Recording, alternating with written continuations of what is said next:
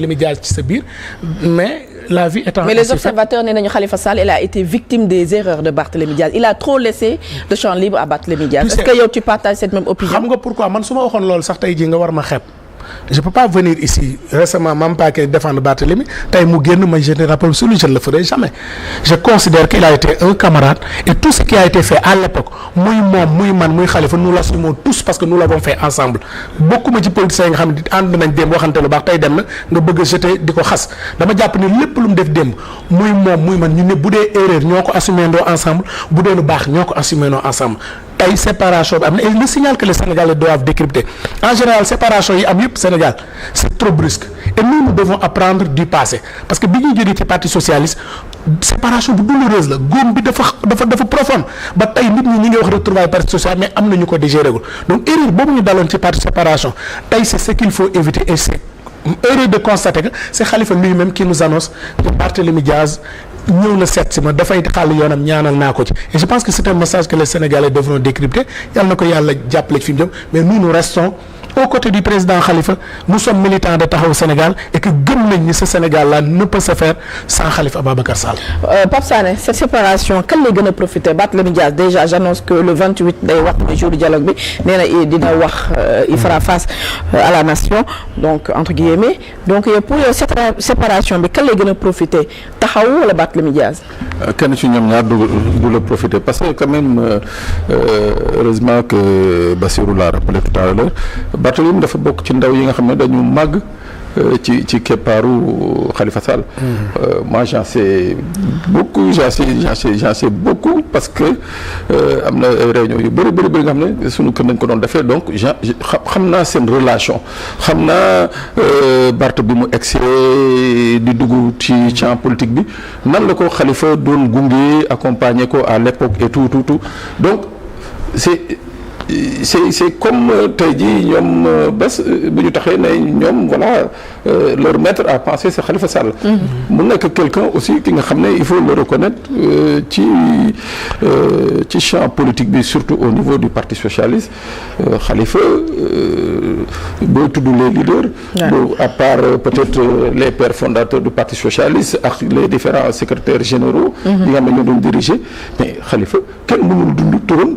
ci fonctionnement parti socialiste histoire parti socialiste ku ne mel bu ñu nekk yow sur une vingtaine d'années ou peut-être un peu plus soo leen séparé wu forcément moom dana am lu mu perte yow muy dem da nga am loo perte waaw Khalifa va perdre un battant va perdre un combattant mais Barth va perdre également benn nit ku dal mooy maanaam ku lay conseiller. nee nañu seen tempérament tax ku xam Khalifa Sall xam nit ku dal nit ku teey Barth moom.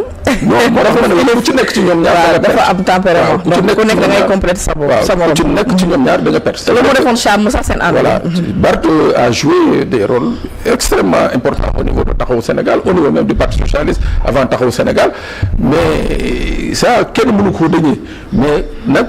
Il faut également dire que tout ce qu'il a eu à faire, à réussir sous Taxawu Sénégal, c'était sous l'ombre et avec l'accompagnement de Khalifa Sall. Parce que à un certain moment, Khalifa avait décidé, contrairement à ce qui se faisait ailleurs, au Parti socialiste et consorts, de mettre en avant des jeunes, très généreux. Voilà. Il a décidé de mettre des jeunes et même am na ci ay bërëb yi nga xam ne c'était des hommes politiques des responsables des militants du Parti socialiste mais pas des militants de premier plan donc moom il les a mis en exergue il les a mis devant jël ay jeunes yu mel ni Barth yi nga xam ne qui se sont battus ça il faut le dire Barth Bass l'a dit tout à l'heure il n'y a aucun parti politique au Sénégal qui n'aurait pas souhaité avoir un Barth. L'avenir politique de Barth yow pour yow yan point la war a aborder mercredi le 28 suy wax mais dina jàkkaarloo Sénégalais yi wax. dina wax ci lu tax mu gën a taxaw wala day wax son avenir politique pour yow lan wala ñaar yëpp lay aborder. d'abord man dafa am benn démarche bi nga xam ne dama ko bëggul ci leader politique yi il y a un appel au dialogue. Il faut choisir. Il y a un appel au dialogue. Ouais. C'est le président de la République, même si tout le monde est libre de faire. Mais je dis que, étant un homme politique, à sa place, je n'aurais jamais tenu une manifestation le 28. mais jour du dialogue bi. jour du dialogue bi je n'aurais pas fait d'abord man sur la forme je suis pas du tout d'accord maintenant lan la ban discours la war a tenir. dañu mën a xaaral. lu ñu mën a xaar ci moom mais écoute c'est comme tout ce qui se lance nouvellement parce que dañuy jàpp ne que il vient de se lancer effectivement parce que léegi moom mooy diriger li muy wax ak Sénégalais yi mooy. Voilà, man j'ai mis sur place telle plateforme ou tel parti politique. Voici mon offre politique. Lii laa bëgg pour que au soir de telle échéance ngeen jox ma lii wala ngeen jox ma lii man programme bi et tout. Qu'est-ce qui va être dit concrètement? Ça va être très difficile pour moi. On n'est pas des médias. Que daal dana présenter aux Sénégalais ce qu'il a eu peut-être à vivre avec Taxawu et ce qu'il compte vivre avec les Sénégalais à partir de sa nouvelle plateforme. am ngeen benn point en commun mooy waa parti socialiste dañ dem ci dialogue bi waa Taxawu dañuy dem ci dialogue bi est-ce que mën nañoo xaar li nga xam ne yaa ngi ko doon évoquer léegi même su fekkee am na lu am solo la wax nañ am na ñoo xam ne ba léegi séparation dafa douloureuse ba góom bi wéragul retrouvailles 11 jours de la grande famille socialiste nga xam ne ñëpp a ngay toog di ko xaar di ko ñaan. oui vous savez loolu moom je pense que déjà depuis je peux dire 2020 le président Khalifa lancé woon na appel de Kip que qu'on appelait c'était pour appeler à des retrouvailles de la famille socialiste parce que li ñu gëm mooy les retrouvailles de la famille socialiste tey ni jamono bi di doxee il faudrait de grands ensembles et tey dama jàpp ni bu ñuy wax retrouvailles famille sociale du seulement parti socialiste mais képp koo xam ni tu es né des flancs du parti socialiste tey AFP ci la bokk le grand parti de Malick Gakou ci la bokk ñi des parti socialiste Abdoulaye Makhtar Diop ba ci ñun ñi nga xam ne ñoo nekk au niveau de Taxawu Sénégal tey pour man war nañu mën a xalaat demee aller vers les retrouvailles de la grande famille socialiste pour am une force politique parce que li élection yi wane maintenant Sénégal mais force politique yu gën a booloo ñoom ñooy gën a am chance. et que élection yi ñu génn même bu dee on peut les libéraux lancé nañ wane nañ benn signal. parce que boo seetloo autour de Takku Wallu c'était presque tous les partis libéraux ñoo ca àndoon.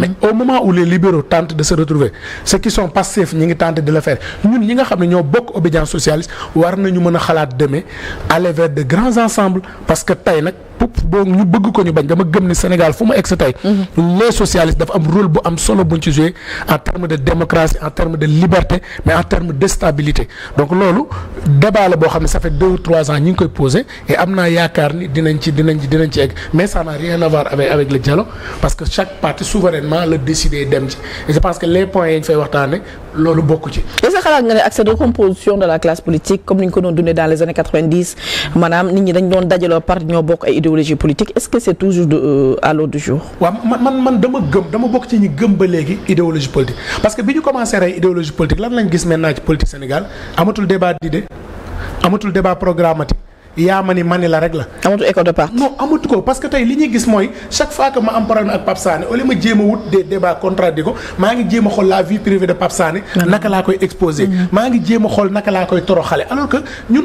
malgré qu'on est jeune mais on rêve des grands débats yi ñu doon dégg Abdourahim Agne Djibo Leyti Ka nga dégg Idrissa Seck de l'autre côté débat yooyu la ñu bëgg mu ñëwaat parce que tey boo demee école du parti dañ doon toog dañ koy xool ñu lay jàngal ngay xam bu njëkk nan lañ doon fonctionner Senghor ak Cheikh Anta Diop mais malgré seen divergence mais lu ci bare bagi c'était idéologique c'était des questions lii nga ko waxee ni du nii ça ne signifie pas ça mais ñun tey suñu génération li ñu tombé ni nous devons refuser d'être utilisé man je le dis très souvent je dis je suis de Taxawu Sénégal Khalifa est mon leader mais lépp lu ma koy défendre day fekk loo xam ne gëm naa ko donc responsabilité bokk nañ bu ma gisee tey ñu ni par exemple ci dialogue national bi y a une question qui m'intéresse trop quand on parle rationalisation des partis politiques mais dama gëm ni au-delà de rationalisation dañu war a dem vers des exigences ci partis politiques yi mënatu rek ku jóg rek taxawal parti politique mais boo taxawee parti politique au-delà de ce rôle conquête et exercice du pouvoir mais da nga am beneen rôle mooy l'éducation et la sensibilisation des masses. et tey bu ñu jëlee parti yi nekk Sénégal bareetu ci parti yoo xam ni aspect formation aspect sensibilisation jox nañ ko rôle donc moo tax man ma gëm ni. idéologie lu ma gëm la man ba tey.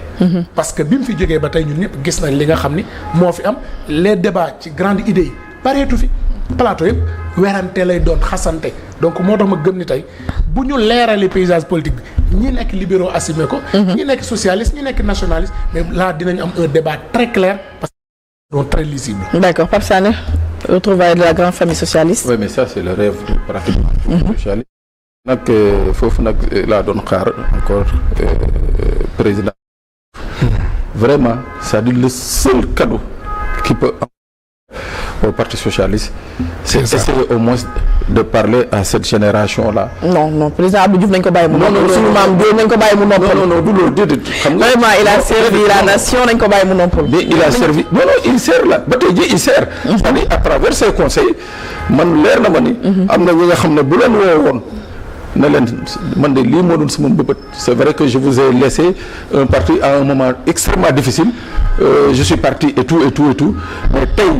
man mon souhait c'était vraiment un legs bi nga xam ne voilà quoi ça va rester dans l'histoire parce que aujourd'hui boo xoolee tey ce qui a fait la faiblesse du Parti socialiste ce qui a fait la baisse des scores du Parti socialiste ce n'est pas tant le Parti socialiste mais c'est l'effritement du Parti socialiste c'est-à-dire ces partis yi nga xam ne ñoo enfin ces personnalités yi nga xam ne ñoo jógee Parti socialiste créer seeni parti wala plateforme non seulement ñoom mënuñu def ay résultat ku ci nekk personnellement ce côté mënoo def résultat mais loolu dafa yàq lu bëri parce que y avait une célèbre phrase de feu Ousmane Tanor Dieng Bassirou quand il disait que nous la force du Parti socialiste c'est que chacun gagne chez lui et le parti gagne partout mais quand maintenant chacun quitte le parti pour aller voir ailleurs kon le parti ne peut plus gagner.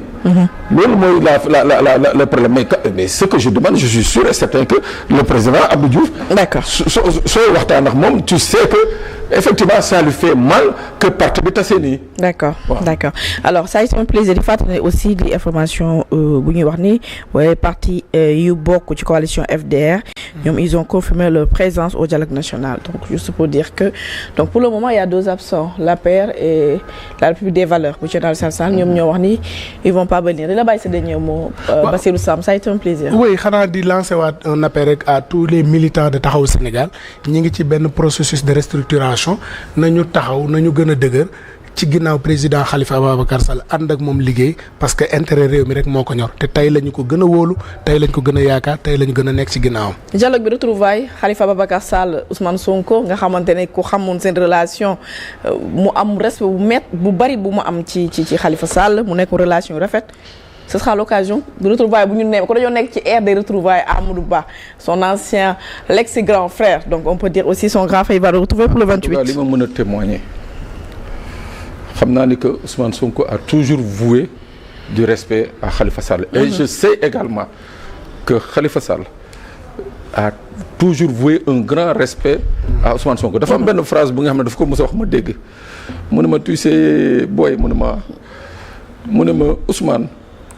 li gën a tax ma bëgg ko mu ne ma d'abord c'est son courage et sa façon de faire mu ne ma parce que ñi ma chemineel politiquement rarement nga ciy gis ce genre de discours bi nga xam ne sans langue waaw dañuy jaar ci bi quoi mu ne ma c'est ça qui me retient auprès de Ousmane it vraiment il a toujours eu des mots élogieux à travers envers kii nu mu de Khalifa Sall. Mais nag comme on le dit les chemins de la politique. il faut jamais dire jamais. restent impénétrables mais lenn moom xam naa ko. damay bañ a baakaar mais ñoom ñaar rërantewuñu. Bassirou muñ na de. alors di remercier bu baax a baax kii di Alaaji Saliou Bey Mami Kanté Barke Si Diop Aliou ak képp koo xam dafa jàpp ci liggéey bi di jox rendez-vous suba bu soobee suñu.